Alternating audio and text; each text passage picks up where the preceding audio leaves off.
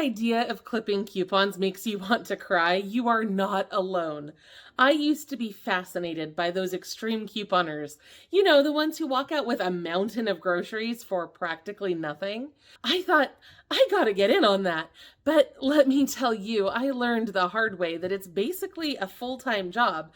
And I don't know who has time for that, especially when you're already juggling work, family, and everything else that life throws your way. But here's the good news. You don't need to become a couponing ninja to save serious money on your groceries. I have discovered tons of simple, effective strategies that anyone can use, regardless of their time constraints or couponing skills. So ditch the scissors and get ready to take some notes, because we're going to talk about how to take control of your food budget the easy way.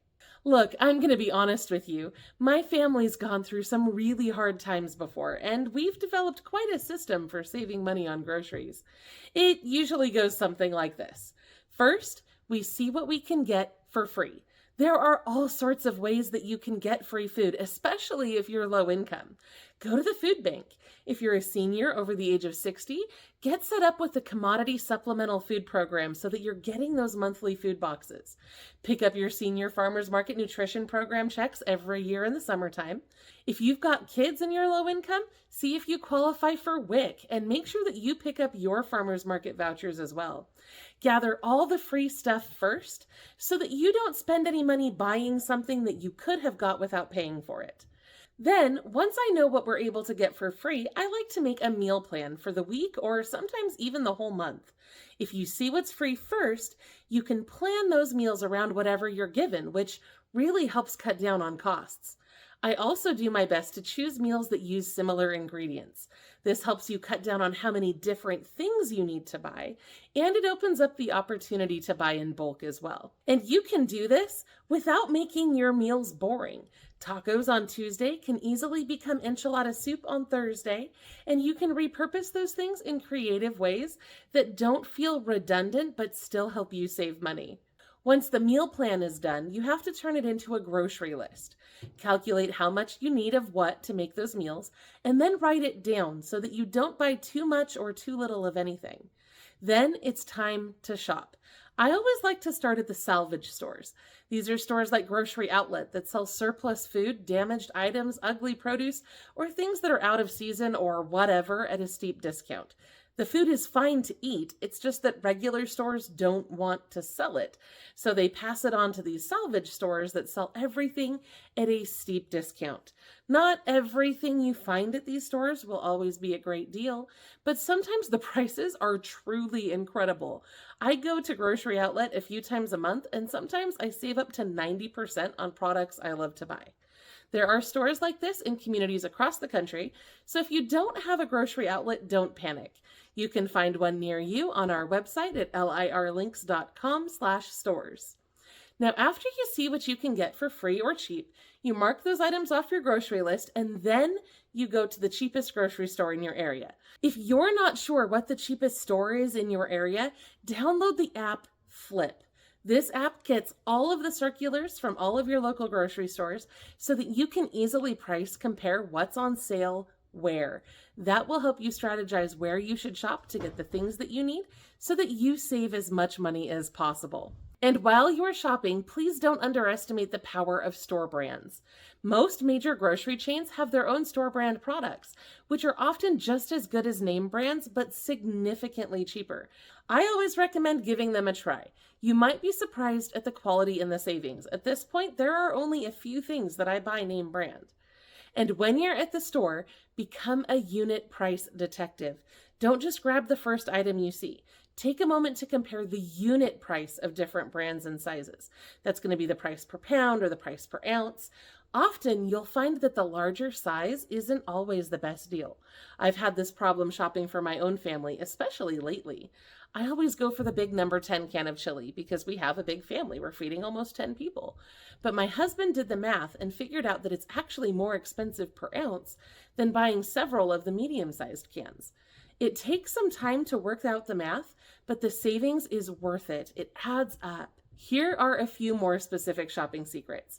Always look in the right sections for the products you're buying, but make sure to check the end caps and the displays because you may find similar products on sale for a lower price.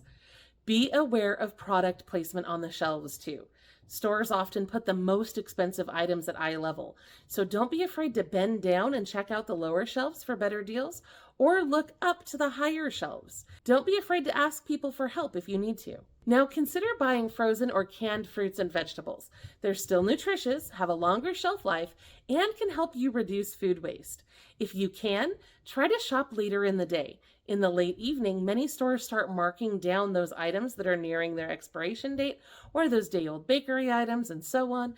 And if you shop late in the evening, you may be able to get to those products before they're picked over. Now, finally, don't be afraid of a little DIY in the kitchen.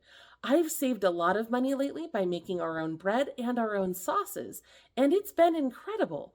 Homemade is often much cheaper and healthier and tastier than buying pre-made options. Okay, so now that we've covered the basics of smart shopping, let's talk about how technology can be your secret weapon in the fight against high grocery bills. These days, there are some incredible apps that can help you save money and reduce food waste, all from the palm of your hand.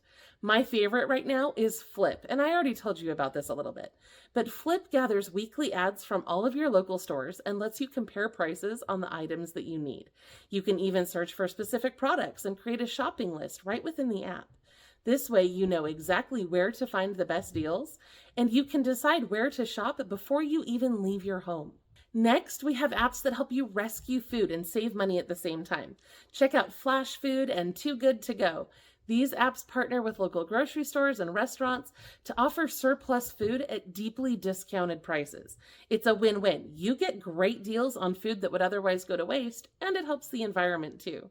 The new Snap Smart Shopper app that's supposed to be coming out later this year is designed to do something similar. It's going to start in Delaware and then be launched in Hawaii, so make sure that you keep an eye out for that as well. And of course, we can't forget about cashback apps like Ibotta. Our sponsor Ibotta lets you earn cash back on your grocery purchases by completing simple tasks like scanning your receipts. One of my favorite things about Ibotta is that it has an incredible 100% cash back section where you can sometimes get food completely free.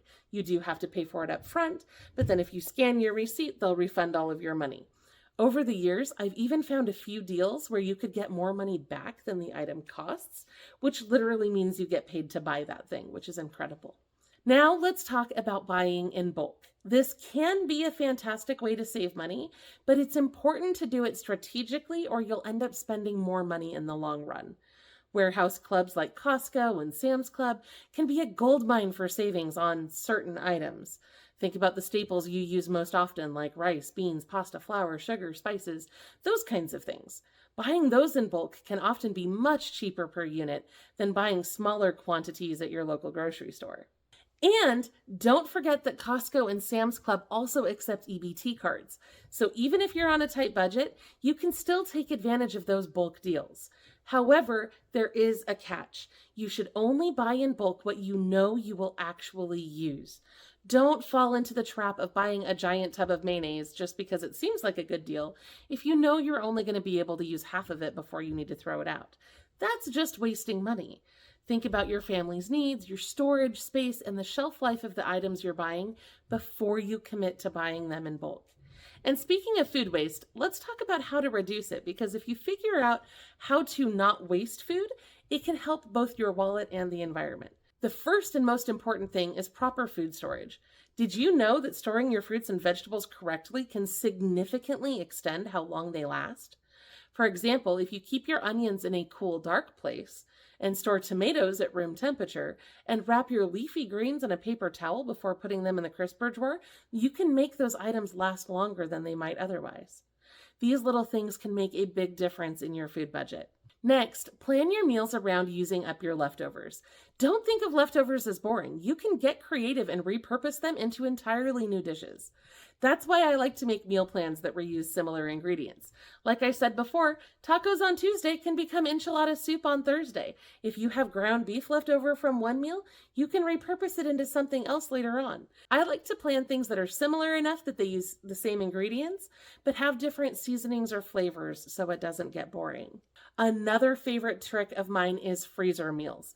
I am fortunate in that I have a lot of freezer space, so I like to make items in bulk. Soups, sauces, bread, even chopped vegetables can be frozen and used later to create quick and easy meals. So tell me, what are your favorite tricks for saving money on groceries without using coupons? I would love to hear your thoughts in the comments, and make sure to go check out our other videos for more ways to save money and get free stuff.